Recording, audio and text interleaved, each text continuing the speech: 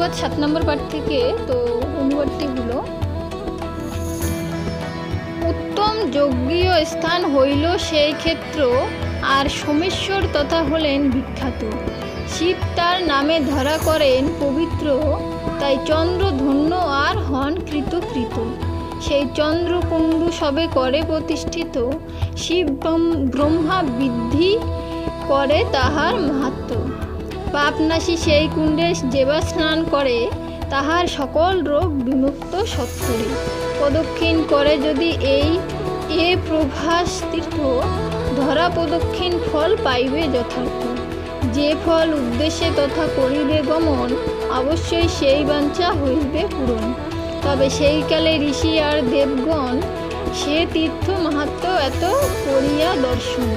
চন্দ্র আর মহেশ্বর করিয়া বন্দন, প্রদক্ষিণ করি সবে করেন গমন। অনন্ত দেব শশধর